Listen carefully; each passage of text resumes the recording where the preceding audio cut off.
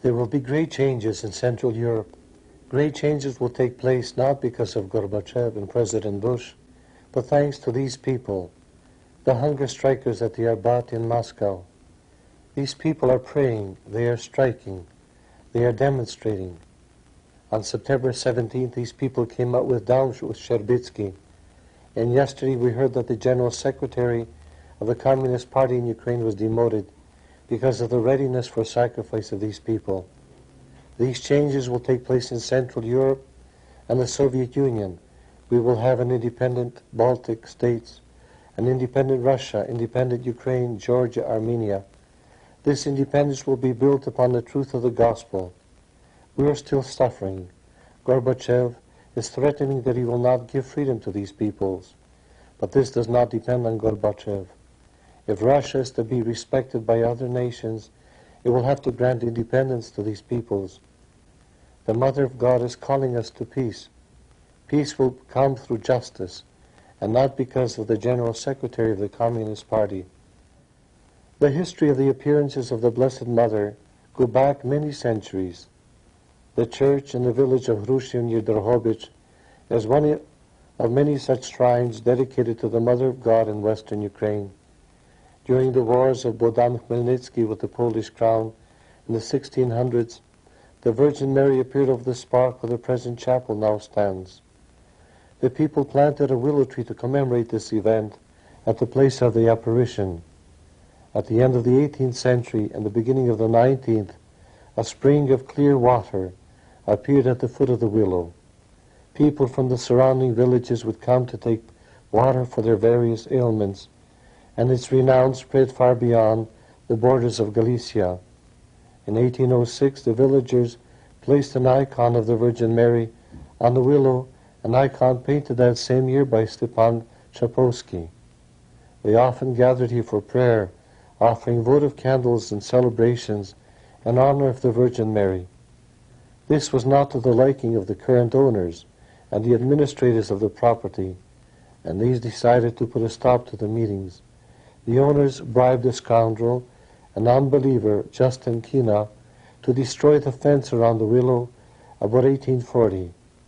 He heaped his rubbish and the rotten fruit in the spring of 1840 around the willow and the spring, and the entire Kina family suddenly perished shortly thereafter. An epidemic of cholera spread throughout the village, killing many of the inhabitants from the surrounding area and of the village itself. A woman from the village had a dream in which she saw the Mother of God, who told her, "My daughter, the earth is waiting for you as well, but I want you to live. I beg you, clean the desecrated well, have the Mass celebrated to our Lord, and death in the village will cease." The people gathered in the village square, they took what implements they had, and went to the well.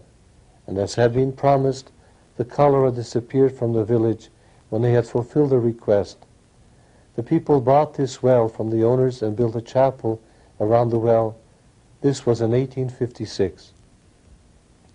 The church was consecrated by the village priest, Father Klichavich, with 5 other priests, and dedicated to the Blessed Trinity, because the people had seen 3 candles burning over the well. 22 years later, the chapel was renovated and reconstructed. This new church, the one that is still standing to this day, was dedicated on June 2nd, 1878, by the parish priest, Father Ivan Kostensky. An iconostasis was erected in 1883, and walls were painted with murals. The church was rededicated by Monsignor Ivan Wojtowicz on August 27, 1901, the feast of the Assumption or Dormition of the Blessed Virgin Mary, according to the Julian calendar. Bishop Konstantin Chekhovich issued a decree with the authorization of the Holy See, granting a plenary indulgence according to the customary norms of the Church. Why did the Blessed Mother appear here in Hrushchev? This place of grace was closed again and abandoned with the coming of the Russians in 1946. No one had access to it. A 12-year-old girl, Marina Kizin, on her way to school saw a strange light over the church, and in that light she saw a figure of a woman with an infant in arms above the balcony of the Hrushchev church. The apparition did not disappear, and the child ran back to her mother, Miroslava, and told her what she had seen. The mother told the girl to be calm, to say a prayer, and to begin off again to school. The daughter insisted that the mother come and see for herself.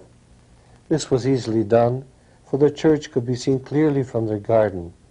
She looked in the direction which Marina was pointing, and the mother was astonished to see a woman with infant in her arms above the church balcony. She turned to her daughter and said, "Kneel and pray, it is she." After this, the devout woman went to her close friends to tell them what she had seen. The news shook the village folk. By evening, the people from Drohobych knew. A day later, the entire region was talking about the apparition of the Mother of God. It was April 26, 1987, the anniversary of the nuclear tragedy of Chernobyl, to the day and the hour that the Mother of God appeared. She asked the child to enter the church. Marina answered, "I can't, the door is locked." Mary responded, "There's nothing locked for me." And it's to this abandoned church that Mary came.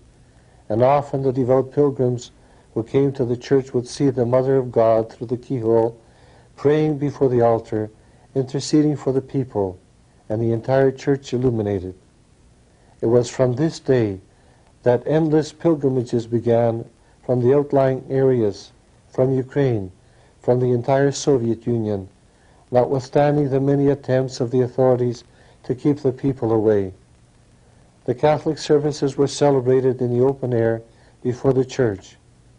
In July of 1988, the authorities took over the church and established a Russian Orthodox priest in a Russian Orthodox parish. Yet notwithstanding all these attempts, the Mother of God continues to appear to the devout who seek divine assistance through her intercession. Joseph Tarelya first learned of the apparitions on April 29, 1987. As it turned out, he wasn't able to go to Hrushiv immediately for several reasons. It was May 9, 1987, when he finally arrived in Hrushiv. Deep down, he believed the story of the people, that this was true. This mysterious apparition of the Mother on the anniversary of the Chernobyl disaster was for him a sign of the times foretold by the prophets. He couldn't sleep that night. Next day he went to see a priest friend, the provincial superior of the Basilian Fathers, and told him everything that he had heard. They talked at length, discussing the pros and cons of the incident, and finally concluded that they had to see for themselves. But going to Hrushiv might make it look that our church had some interest in this, especially as Joseph was under constant surveillance of the KGB following his release.